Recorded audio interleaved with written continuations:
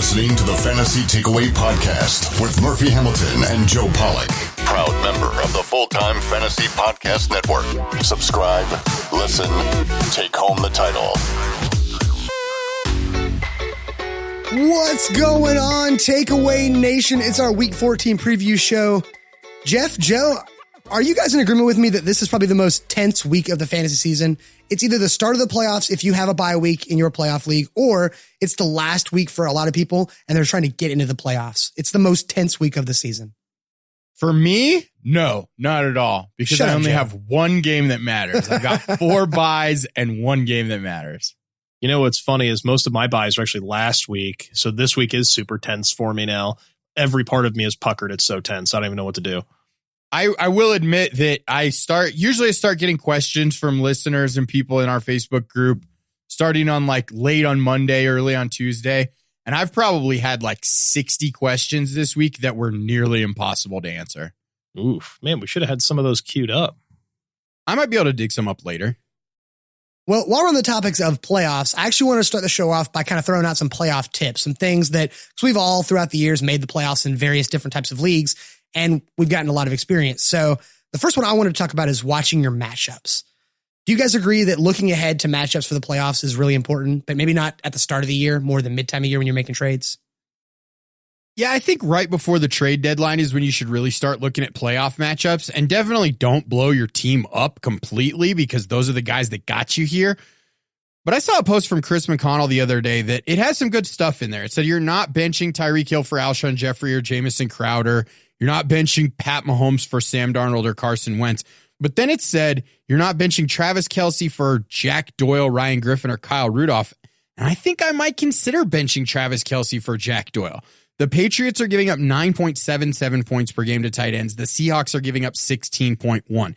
Doyle has a 23% target share with Ebron out. That's the same as Kelce's target share this season. They both have 20+% red zone target share. Would playing Jack Doyle over Travis Kelce be that crazy considering the matchups?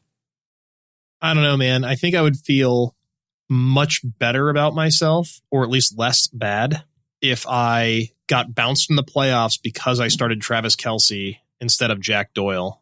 Because if I lost the playoffs because I started Jack Doyle and not Travis Kelce, I would be feeling like a really, really big idiot. Because you don't want to get too cute. There's a fine line between being savvy and too cute.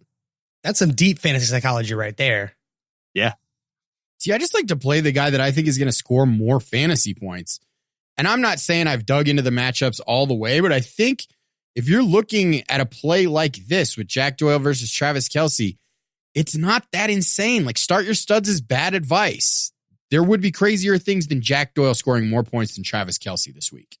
I'm not saying he's a bad play, but Travis Kelce's still an elite option. And you have to consider this kind of holistically, right? You know, who is more likely to give you that big week? Is it going to be Jack Doyle, who I love? I do love Jack Doyle, but I feel like I would really struggle to start Jack Doyle over Travis Kelce because Kelce's probably the only tight end who's truly matchup proof on whatever level you want to call that, like as close as it gets at the tight end position. It's really easy for Jack Doyle to suddenly give you a goose egg. Like I said, I don't want to be too cute in the playoffs. I don't want to outsmart myself. All right, my next question is the resting players problem. Are you worried when you have players from a good team that may rest their players in week 16, the championship week for most everybody? Also, asterisk here, if you play in a league with week 17 playoffs, get out of that league. That's terrible. Stop it. Or change the rules or something. Like, just go play DFS in week 17 because week 17 championships are the stupidest thing in fantasy football. They're right up there with trade veto votes. Like, it's so dumb to play in that week. I don't have a single league that goes to week 17, but I feel like if there is a league that goes that way, it should be that week 17 is it's like a 2 or 3 week championship run where it's like total points over the 3 weeks. So it factors in. That's the only way. It shouldn't be like if your championship's literally riding on week 17, that league's stupid and you should get out. I am a little worried about teams in week 16, but like most years, you don't have to worry about that because almost nobody ever has their playoff seed locked in by week 16. Most of the time, there's movement at that point. And we've seen enough examples of teams who sit their players and then they crap the bed in the playoffs because now they sat their players, maybe had a first round bye. Next thing you know, they've been off too long and now they're rusty when they come back in the divisional round. So teams, I don't know that we're going to have like during the Peyton Manning Colts years where they would sit him week 16 for half a game and sit him week 17. And we're not seeing stuff like that anymore, thankfully. Yeah, and even if you're looking at the Broncos championship run when the Patriots basically gave up in week 17 and gave the 1 seed to the Broncos, like teams just aren't doing that anymore because they've seen it go south so many times. Exactly. There's still at least some people playing, but like I said, it can't be the only cog in your championship wheel. All right, guys, that'll do it for playoff tips. Let's dive into the show. And as always, we're starting with some news. News and notes from across the NFL. All right, first up, the bombshell of the week. The Panthers have fired head coach Ron Rivera. The defensive coordinator Perry Thewell will be interim head coach with offensive coordinator Norv Turner as assistant head coach. Man, there's one thing I'm really excited about with this, and I'm excited to not hear them say Riverboat Ron on 400 broadcasts a year. I'm so over that. Well, it'll be that way until, he ends up being the head coach of the Redskins. Yeah, you get like a 5-6 game reprieve, and then next year it'll start back again. I'm not feeling that great about the head coaching crop this year in terms of looking ahead and seeing who's going to get a job. He might be the marquee name that's out there. And if that's the case, I really expect him to be high on the Redskins list. But the Panthers are worse with this move. I feel like this was simply done because David Tepper, the owner, just wanted to bring in his own people. And it had no regard for the fact that Ron's been out here doing his best he can with, pretty poor personnel. They've done a bad job of managing that roster the last 4 or 5 years. And I think he's done a respectable job. So he's a good coach. He'll get another shot some more and he'll be successful wherever he goes. Imagine this. What if the Panthers kept Cam Newton and they hired Greg Roman to build an offense around him? Cam Newton's dead by week 3. Maybe. They might be able to train him to be more like Lamar Jackson in the way that he runs. You think so? Lamar has a lot more lateral agility, and I think he's a lot more like fluid than Cam is. Cam is so powerful. Sure, but he also goes out of bounds instead of smashing into people. That's probably the biggest factor here. Yeah. Well, and Cam's body's already beat up. You're talking about a guy who's, 30? He might be older than that even. And with that being the case, I don't know that I want that guy running everywhere. So it'll be interesting to see how it goes down. But my thought is Cam's gone. Ron's gone. New GM's coming in. They're probably going to try and make a splash play for a quarterback or keep Kyle Allen and just put a bunch of parts around him. Kyle Allen is terrible, though. Can we agree on that? I mean, he's certainly no Andy Dalton. For the record, Jeff, you hit it on the head. He is 30 years old. Man, sometimes I'm really good. He'll be 31 next year. Perfect. So a 31-year-old Cam Newton probably isn't running all over the field, especially with a $19 million contract and no guaranteed money left on it. For the record, as y'all were talking about that, the whole time in the back of my head, that theme from a TV show that predates me by about 20 years, we can rebuild him faster, strong. Like that's what needs to happen. $5 million man. I like it. Yes. So maybe. I'm a trivia guy, man. I was there. I think it's $6 million man, isn't it? Whatever. Something. Shut your mouth. You're absolutely correct. I was testing you. All right, next up, it's Gardner time. After an awful return, the Jags will be benching Nick Foles for Joe and Jeff's man crush. Wait, I'm sorry. What did you just say? I miss you. I said it's Gardner time, man. That would be actually incorrect. That's just wrong. It's Minshew Mania. I'm going to need you to get it right. And how dare you besmirch our Lord and Savior, the mustache? Point, Jeff. For the record, I think there's been a bigger fashion statement this season than the mustache, and it's Lamar Jackson sunglasses. Dude, those are legit. He actually stole those from Brian Bosworth, though. No one beats the Boz. Come on. It's true. All right. For fantasy purposes, though, this is an improvement for the Jags, correct? Like Nick Foles did not look good when he came back. Gardner Minshew's had his struggles, but he's been at least solid throughout those games. So positive move, correct? It's an improvement for DJ Chark. I don't know if it's an improvement for Leonard Fournette. I think that Chris Conley certainly takes a step back. His target share goes down quite a bit with Nick Foles off the field. So I wouldn't say as a whole it's better because they weren't really scoring that many more points with Minshew on the field than with Foles. So who knows? Yeah, I'm thinking they've learned their lesson from his first stint and that they do need to get Fournette really rolling. in order for Minshew to be at his best, because they can't let him carry the team. He's not that guy. Let's just be clear. And if they can get Fournette rolling, Gardner's going to be really effective. But if they can't get him rolling, we're going to see a lot of what we saw of the Jaguars in London, which didn't look good. I think Minshew's a better quarterback than Kyle Allen, though. Well, I mean, we're setting the bar at Kyle Allen is not as good as Andy Dalton, so by default, Minshew's better because he's better than Andy Dalton. Ooh, I don't know about that. I mean, it's close, but I'm gonna go Minshew because Dalton's been around long enough, and I feel like Minshew in a pinch, if I really need one drive and I got to score a touchdown, I might take Minshew's moxie over Andy Dalton because, I don't know, he just scares me every time he goes on the field. You heard it here first, guys. Jeff is scared of gingers. I dated one for a while. She still terrifies me. Oh, my wife's a ginger. It's the terrifying life to live. Is that why you have so much gray hair? Yes, that is exactly why I have so much gray hair. 29 years old and already looking like an old man. I won't tell you how much product I have to put in my hair to keep the gray out. I can guess. All right. And finally, the Lions have announced they are placing tight end TJ Hawkinson on IR, ending his season. Also, wide receiver Chester Rogers is likely out for the season after suffering a fractured knee. But in some positive news, Kerryon Johnson is returning to practice and will be eligible to return in week 16. My question here, guys, is if Kerryon Johnson is back in week 16, are you risking playing him or? No, absolutely not. You can't expect any kind of workload. I think they're going to ease him back in. Like, he might get a full workload in week 17, and you can know that by the time you're there in week 17, but there's no way you can risk it. Joe, you always use the term, break glass in case of an emergency. The only way you're using Kerryon in week 16 or even week 17, probably, you're still playing, so you have a pretty good team. You're in a championship. One of your running backs has had to have gotten hurt. You had to have lost two running backs and gotten yourself into a pinch where it's Kerryon or the fifth string running back for the, whoever. That's the only way I'm playing him. I have to have lost a lot in 2 weeks of playoffs. Otherwise, he can stay on the waiver wire. You don't need him. Yeah, like I'd almost consider playing a fully healthy Chris Thompson over Kerryon Johnson in that matchup. Like, that's about where my line is. Well, that's fair. And that guy, though, is probably on a roster that missed the playoffs, and you're probably not able to pick him up. Speak for yourself. I have a ton of Chris Thompson on IRs. Injury Roundup. All right, as far as players out, Taylor Gabriel is going to be out with a concussion. That's the only major fantasy relevant player already guaranteed out. We'll get into him a little bit more later in our Thursday night preview. Let's move on to wrong direction players, guys that were on the injury report that are moving in the wrong direction.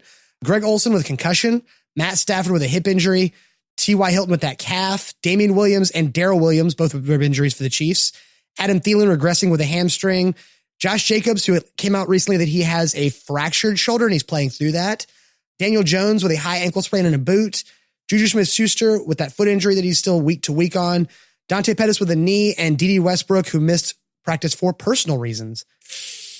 Man, knowing Dede Westbrook's history, that personal designation is absolutely horrifying. Like, I don't know what this is. It could just be like a little blip on the radar, but it's something you definitely need to pay attention to in the news this week. Yeah, when I saw Dede Westbrook personal, like in my head, all I could hear was bum, bum, bum. Because it sounds like something bad's going down. So yeah, I'm definitely avoiding Dede. And heck, with Gardner back, we all know it's going to be the DJ Shark show. So it's okay to not worry about him. So I put Josh Jacobs on here in the wrong direction line, even though he will more than likely play. My question for you guys is, knowing the extent of this injury now, are you more likely to bench him for somebody else if you have a decent matchup? I think so, yeah, because it's a pain tolerance thing. Like, if he gets whacked on that shoulder, he could miss the rest of the game in your playoffs really easily. I'm not saying I'm going to go out there and start somebody that's only getting 35% of the snaps over him, but, I might consider playing one of these waiver wire hotnesses over him if things work out that way. What's your line? Like, where's the limit in terms of that? Like, I don't know. I think I would be hard pressed to play a Patrick Laird over him. I don't think I would go that far. Maybe if we get to the point where we've seen Darwin Thompson get a ton of snaps this week, I might do it next week. But I would definitely start a guy like, Austin Eckler over him. Like, Austin Eckler has been basically a low-end running back 2 since Melvin Gordon came back. But I would still start him over Josh Jacobs, I think. What about a guy like Jonathan Williams with the Colts? Mack is still out. It's gross. I just can't trust the workload because of Jordan Wilkins. A lot of folks spent the remainder of their fab to go get him 2 weeks ago. And so probably feel like they have to play him. And if it's him versus who's on the waiver wire that you'd go get, if you got to dump him and you got to get someone off free agency. Just play Josh Jacobs this week. Figure it out next week. Maybe pick up a flyer on Patrick Laird or on Darwin Thompson, and you might be able to start one of those guys next week if you make it through. Well, that's, I think, the context a lot of the listeners might need at this point, just to make sure that we know this is how we're going to play him. Like, we didn't want to get too cute with some of the other moves, but this is something where maybe we got to deal with an injury and pray like hell it doesn't get worse. All right, moving on to players that are trending in the right direction. May not play, but they're trending in the right direction. Baker Mayfield with a hand and rib injury. Marlon Mack, who was limited in practice with that broken hand. Evan Ingram with a foot injury. He says he's likely to play. And Julio Jones with that shoulder, who we have no idea about. Evan Ingram is a really interesting name on here because we don't think Daniel Jones is going to play. He's all but been ruled out. And Eli Manning gives more targets to Saquon Barkley and Evan Ingram than Daniel Jones could ever imagine. So both of those guys, I think if they play and they're getting full practices in by the end of the week with Eli Manning, I think both of those guys are smash plays. And they're actually pretty cheap for DFS because of the way that they've been performing so far this season. I think they're both great plays, season long or DFS. Second. All right, then likely to play guys. Russell Gage with a rib injury, Calvin Ridley with a toe, Jarvis Landry with a hip, Odell Beckham with a groin, Will Fuller, who they didn't have an injury listed next to him, DJ Chark with a back, Dalvin Cook with a chest injury, Mohamed Sanu, Golden Tate, Ryan Griffin, who is ill, George Kittle with that knee, and Derrick Henry, who's dealing with a hamstring injury.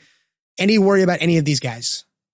DJ Chark is kind of new on this list, so he's a guy I've definitely got my eye on. Dalvin Cook is probably the most interesting name on this list, though, because they're calling it a chest injury now. It was an AC joint last time it happened.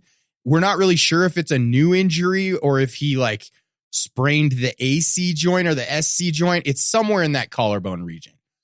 But those things are pain tolerance things. So there's a world where he gets hit in practice on Friday and he can't go. And if that's the case, Alexander Mattison is the absolute nuts. Regardless of format, if Dalvin Cook isn't playing, you need to have Alexander Mattison in your lineup, DFS or otherwise. We've been talking about Alexander Mattison for 8 weeks. If you've got Dalvin Cook on your roster and you're in a position where you're winning, you need to have him stashed. And if you didn't heed that advice and heed those warnings, you probably already missed your chance to get him. He's someone you need to have right now because if that is a collarbone area, all he's got to do, and he's not going to get touched in practice. Anybody touches him in practice, they're going to get cut immediately and probably fined out the wazoo or fined then cut, whatever. He's going to put a shoulder on somebody and that'll end his season. If it's a collarbone, if it's something serious like that, I am absolutely worried about it. But some of these other ones, like Odell's groin, Jarvis's hip, Derrick Henry's hamstring, all of those look less than promising. I see injuries that'll keep these guys from being able to run at full capacity. So even though they're likely to play, I'm watching them real close. I haven't been able to trust Odell Beckham anyway. I own him in 3 spots and I'm not playing him anymore. It's just so hard. I'm playing the Odell Beckham owner in one of my keeper leagues. I had the first round bye, and he happened to win the wild card round, so to speak. And he's actually benching Beckham against me, and I'm not happy about it. So this is the explosion week right here. No, I doubt it. It's probably, this guy is pretty sharp, so I don't know. We'll see. All right, that'll do it for Injury Roundup. Guys, let's dive into our DFS lineups with some cheap dates.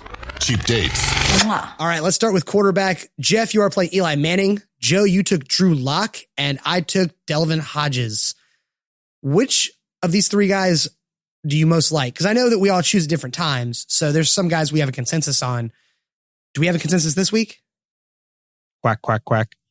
The paydown options are pretty tough this week. If you were actually playing a DFS lineup this week and you're building it right now, you probably wouldn't put a cheap date in it, right? Probably no, not. I don't think so. I would have to need to pay up at a lot of other positions to justify. So I went with Eli. If I was really running Eli in a lineup, and I might, I'm not saying it's out of the possibility. If I ran Eli, it's because I'm paying up for 2 elite wide receivers and a stud running back. I'm doing something cute to try and get points elsewhere. But by no measure do I expect Eli Manning to go out and light the scoreboard up. My play is just, I have an opportunity I watched all the film. Drew Lock looked like a solid, adequate NFL quarterback in his first start. If he continues to improve, I can take a homer pick and not feel that bad about it. So first week all year. All right. As far as running backs, Jeff, you have Alexander Madison. Joe, you have Patrick Laird. I don't even know. Miami guy. Really, really back up. It's Laird, whatever. He's actually a pretty good lives in a pass lair catcher too. That's a positive. And I've got Darius Geis. I feel like Darius Geis might be the consensus we had before the show as far as cheap date, right? I built a cheap dates lineup and I didn't put it into our little spreadsheet, so I didn't get all the guys I wanted. Darius Geis was my cheap date running back. Yeah, I mean, I like Geis quite a bit. I think he's a stud. I think he's absolutely the pick. But if anything does happen to Dalvin Cook, I've got Madison. And like Joe mentioned earlier, he is the absolute nuts to have. And so, I mean, I think we could probably flip a coin between those two guys if it ends up being Madison who gets the go. I agree with that. Yeah, if Cook is out, I would probably rather have Madison just because we've seen him perform in that role when Dalvin Cook misses a series, Alexander Madison basically is Dalvin Cook, probably with a little more power between the tackles. Right. And he has some standalone value. So even if he's questionable, gets a lesser workload, Madison gets a little bit more. He could still give you double digits at that, $4,500 price point. The one concerning part about Darius Geis is he still only played 30% of the snaps in week 13. So he's not like an absolute nuts play, but he is one of those guys that can take it to the house on any play. And he's getting the ball on literally 65% of his snaps. So yeah, the Redskins need to know what they have in him as they get ready to, tear this thing apart. So I like Geis a lot, and I really hope he has a injury-free remainder of the season and remainder of his career even. He looks fantastic right now. This looks like the first time he's been healthy in the NFL. All right, moving on to wide receivers. Jeff, you have Curtis Samuel. Joe, you have Danny Amendola, and I went with Alan Lazard. I do want to point out that I'm going with Alan Lazard because Jeff introduced me to him weeks before the breakout. Thanks, Jeff. Dude, it's Lazard King, man. I mean, how could you not? I saw a video earlier today I actually kind of want to shout out. It was a silly little Family Guy matchup where they talk about, it's like, we want to change his nickname to Han Solo. And they basically just play the touchdown pass he caught last week where he just lists to the left a little bit. And they got the Family Guy point where it's like, oh man, they're listing to the left. That guy has really good navigational skills. So I thought that was really funny. So I'm going to get behind changing his name to Han Solo. I like it. I like the Lazard play. I am a little bit concerned that he only had like 3 targets last week. I think he caught all 3 of his targets for 103 yards, if I'm not mistaken. So that's like a Robbie Anderson stat line. You know what I mean? Yeah, but we've seen Aaron Rodgers in the past reward pass catchers that actually catch every pass he throws to him. Like, if you catch all the passes this week, I'll throw you more next week. Sure. And then he'll drop you if you stop catching them. What is Jeff Janis? Yeah, it's just like, it's one of those things where he's got to catch them all because I don't think he's getting more than like 4 or 5 targets. The downfield usage is nice, but it's definitely not a cash play for me. There's a Pokemon reference in there somewhere, by the way. There's a what? I'm sorry, say that again. There's a Pokemon reference in there somewhere. Got to catch them all. All right, my 90s kid is showing. Let's move on to tight ends. Jeff, you have Ian Thomas. Joe, you have Noah Fant. And I chose Tyler Higbee just based on his production in the last few weeks. Joe, I think I like your pick of all 3 of ours the most. I like Noah Fant. Yeah, he's getting the target share. It's hard to say. I mean, you have to stack somebody with your quarterback. That's the only reason I did this. It's not a fantastic play. We don't have a big enough sample size to see exactly what he's going to be with Drew Lock. But based on the film, he's getting some downfield usage. He's a super athletic guy, and Drew Lock is way more willing to push the ball downfield than either of the Broncos quarterbacks have been so far this season. So I think it's an upside play. I'm not sure it's a floor play. I probably wouldn't do it in cash, but I think it's a nice tournament play. Do we know what's going on with Everett in LA? The other tight end they have, Gerald Everett? I believe he didn't practice on Wednesday. So if he doesn't go again, I think the Higbee pick is pretty legit. Yeah, I like it quite a bit. And I'm a fan of the Ian Thomas pick. Obviously, I'm sticking with my own here because at 2,500, it's a punt price. And if there's no Greg Olsen, it could be a real boom play for you. It could be really easy to hit 4X in a hurry. And, on a $2,500 dollar player, you're able now to go pay up for your flex, pay up at a wide receiver, pay up for somebody else, puts you in a really good spot.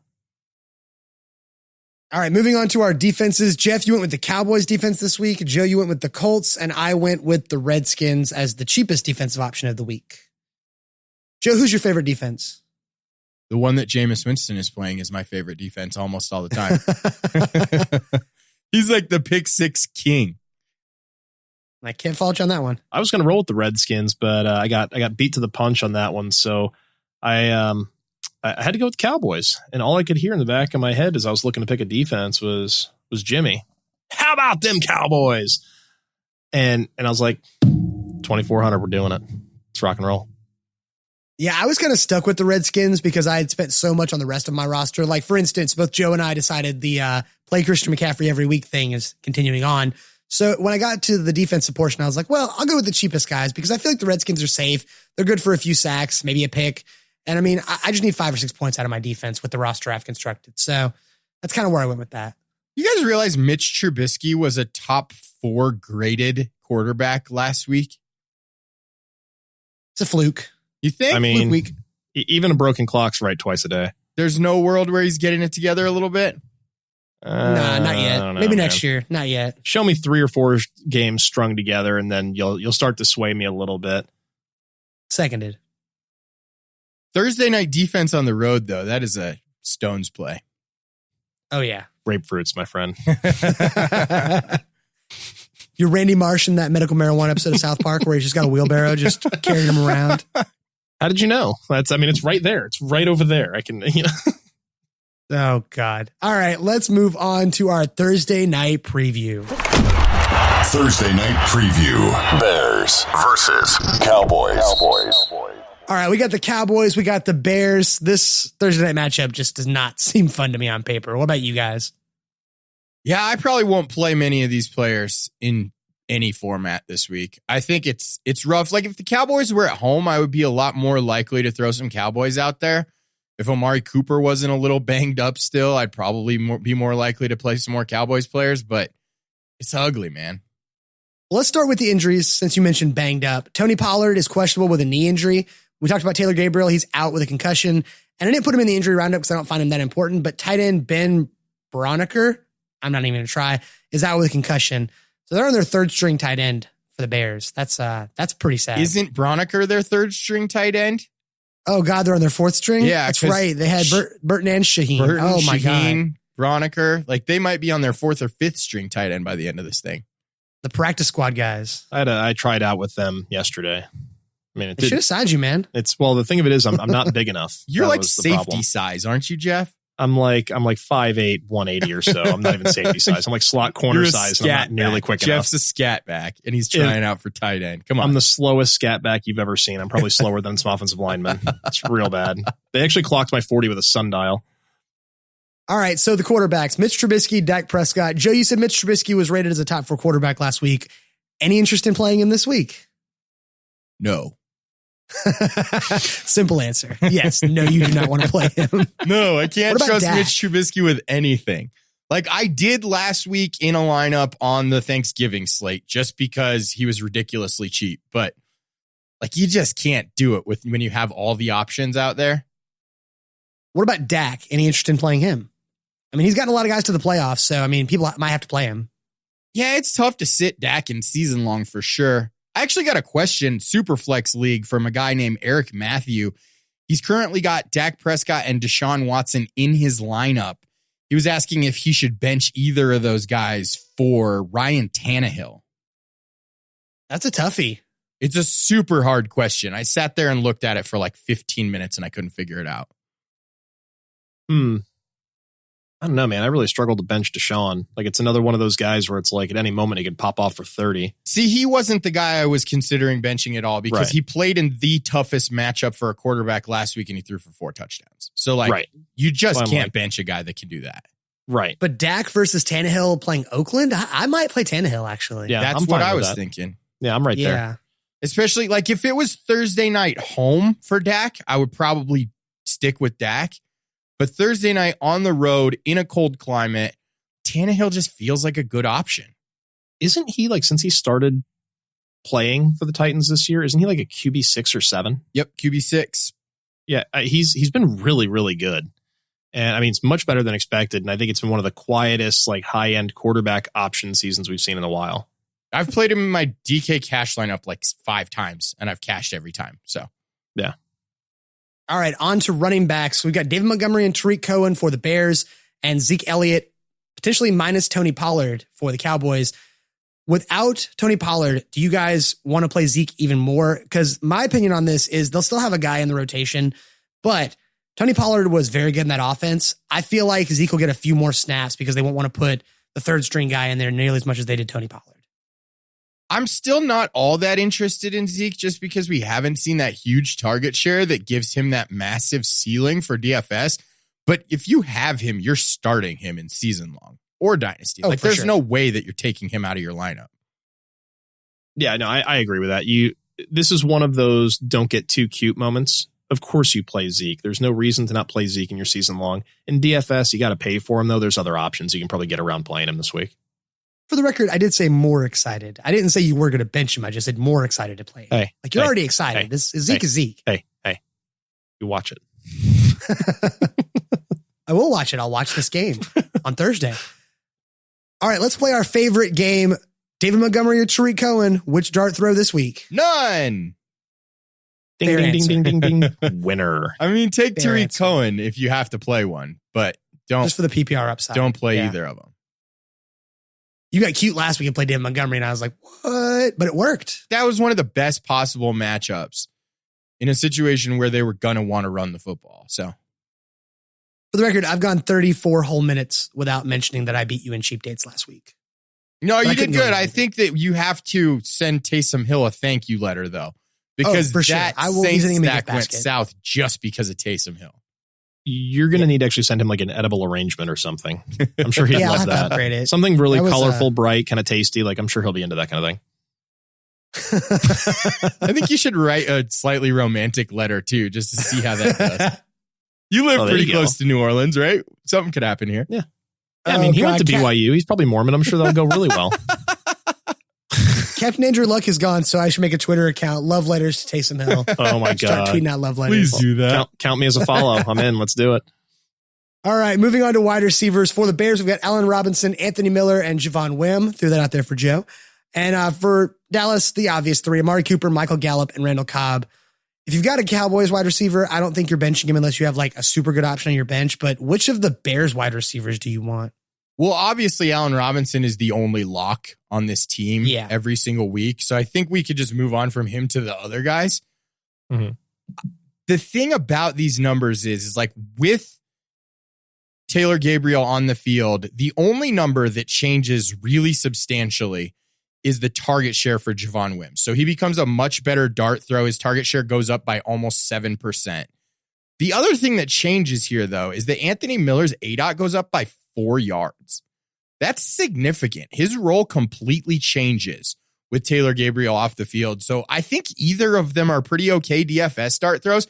But if you're in the first week of your playoffs, you can't take this risk. This is too good of a defense to take this risk against. Yeah, I think that's fair. But we talked about the Cowboy receivers. I kind of want to jump back over there for a second. You know, we said if you have them, you got to start them. Well, I'll tell you what, I'm going to paint a picture for you. I'm in a league where I've got D-Hop and Cooper as my 2 wideouts right now. I have Bobby Trees and Christian Kirk sitting on my bench. At what point do you pull Cooper? Would you do it for Woods against Seattle? I don't think I would.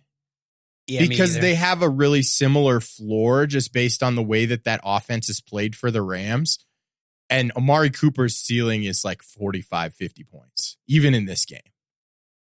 Well, if I were to sit him, he'll absolutely go double nickel. Please do. I have Amari Cooper everywhere. Just sit him, Jeff. Just sit him. Let it be done. I desperately need to win this league. You're a bad friend, Joe. You're a bad I friend. know. He just man. He wants me to take all the bullets for him. He's If I terrible. can pick we both lose or I win, I'm picking I win.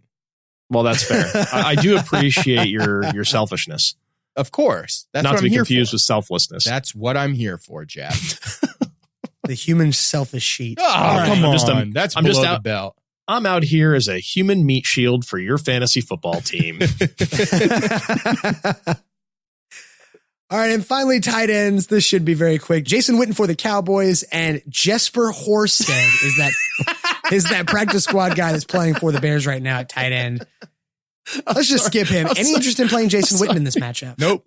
Oh, God. I'm going to go get a lineup with Jesper Horstad here. Horsted? You know what Jesper? they should do? They should do to tight end pricing on DK what they did to DST pricing, because you could play Jesper Horsted if he was $1,700. I mean, when I looked him up on FantasyData, he was 100% reception right now. Like, he's gotten 3 targets and 3 receptions over 2 games. So, he's got it, right? Like, look, imagine if he was $1,700. You'd have if you got 3 catches on 4 targets for 22 yards, you'd be hitting almost 4x. Dude, I never play Thursday slates ever. I never play anything at Thursday, Sunday. I just don't do it because I like the immediate gratification of playing Sunday and being like, cool, I won some money today. So I think we should do a showdown lineup. I'm gonna enter one, and I'm gonna put Jesper in that lineup. I don't know how I'm gonna build it yet, but just know I'm gonna build it, and we're gonna talk about it next week. Build a contest for $1. Winner takes all. $1. all right, final question for this game. Who do you think wins, Cowboys or Bears? Cowboys. If this was like a pick'em situation, I think I'd play the game theory and pick the Bears just because I knew you guys would both pick the Cowboys, but I'm picking the Cowboys. Yeah, we're going to sweep it on this, but I wouldn't be shocked if the Bears won. It's Thursday night. It's going to be an ugly game. Thursday night road teams kind of crap the bed more often than anyone else, so we'll see. All right, that does it for our Thursday night preview. Let's dive into some what to watch for. What to watch for. First up, it's Dolphins at Jets in the early slate on Sunday. We mentioned him briefly in cheap dates, but I'm going to have my eye on Patrick Laird as more than just a DFS Hail Mary this week. Laird has put up flex-worthy numbers in 2 of his last 3 games, and if he sees a substantially expanded role with Kalen Ballage on IR, he could quietly emerge as a playoff savior for running back needy teams down the stretch. If this kid performs well on 15 to 20 touches against a stingy defense like the Jets, it's going to be tough to sit him against dumpster fires like the Giants and Bengals as we move towards fantasy championship week. 1, 2, 3. My first what to watch for is Ravens v. Bills. This is going to be a showdown between 2 young mobile quarterbacks against relatively tough defenses. Josh Allen has been, I don't want to say lights out, but he has been outside of this world fantastic the last several weeks, cutting down his turnovers, throwing more touchdowns, getting a bunch of rushing yards. But now he gets a real test against a stingy Ravens defense. Can he keep pace with Lamar? I don't know, but it's going to be really interesting to watch how these 2 guys dictate your next playoff matchup. All right, first up for me, the Giants and Eagles on Monday Night Football. It's the return of Eli Manning and potentially Evan Ingram. For owners of Sterling Shepard, Golden Tate, and Saquon Barkley heading into the playoffs, this has to be a tense moment. Will this be Eli's final sign to retire, or will he be able to help his fantasy assets put up points against a hit-or-miss Eagles defense? Could Eli set himself up for a job somewhere else next season? I think this game, which already has some big divisional implications, could be a very important game for the future of Easy Eli. Yeah, the other game I'm looking at here is Bengals Browns. This should be in a lot of ways a get right game. And I say get right, maybe stay right game for the Browns. Odell Beckham and Landry are both banged up, but I expect them to play and play well. Kareem Hunt has looked really good since coming back. Nick Chubb needs to have a few more explosive plays and a couple of touchdowns. I expect all parts of this Browns offense to be firing on all cylinders. These guys may be all go. I know it's hard to trust Odell recently, but you might have to, even though the Browns have been a little stingy against wide receivers. Going to be a lot of fun to watch, especially with the Bengals coming off their first win. A lot of fantasy implications, mostly on the Browns side, but man, this one might be fun to watch for 2 losing squads. All right, next up for me, it's Derrick Henry season in Tennessee, and I'm loving it. In a cakewalk matchup against the Raiders, will Derrick Henry make a strong case for playoff MVP in fantasy? This could easily be a trap matchup for the monster back, but only time will tell. 1, 2, 3. Stick with me, because this one's pretty out there. For various reasons, DJ Chark, Chris Conley, and Edie Westbrook all showed up on the injury report Wednesday for the Jags. The matchup with the Chargers is tough, but Keelan Cole at bare minimum $3K pricing on DraftKings could be the stone cold nuts if at least 2 of those guys miss. Keep an eye on those practice reports. A guy with Cole's upside at low single-digit ownership might end up being an elite tournament play in Week 14. All right, guys, that'll do it for this show. Before we get out of here, I had a little tidbit. We were going to record on Monday. I got sick, but I had this set aside. I wanted to throw it out here and just amaze both of you guys and the listeners. The NFC East is called the Pit of Despair this year, the Princess Bride reference. They have a cumulative record of 16-32, which is a .33 win percentage. The worst division in NFL history with the 2008 NFC West had a cumulative win record of 22-42 and a 3.44 winning percentage. The only upside for the NFC East this year is with 6 division games left. They can't do worse than the 2008 NFC West did. They will tie the record of 22-42. And at 3-9, Washington still isn't eliminated from winning the division as of right now. Wouldn't it be nice if the team that you rooted for played in a division that was consistently as bad as the NFC East? Like, the only other division that has 3 teams that are consistently as bad as the NFC East is the AFC East. Those Easts, man. Yeah. They're just bad. They're terrible. As you were reading that, the only thing I could hear in my head, the only thing I could think to say was, inconceivable. Oh, man. You keep using that word. I don't think it means what you think it means. Thank you, Diego. All right, guys, that does it for our Week 14 preview. We'll be back next week for all the nonsense. We look forward to seeing you again. For Jeff at NFL_DiMatteo, for Joe at Human Stat Sheet on Twitter, and of course for myself at Murphy MFT, or find us all in the NFL Fantasy Football Discussion Group on Facebook. Bye, guys. Later. Better go start Jesper.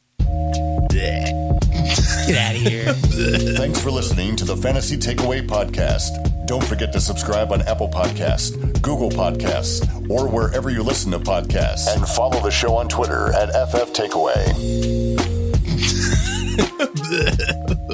God, I know. I feel dirty just saying. I got to brush my teeth now after that.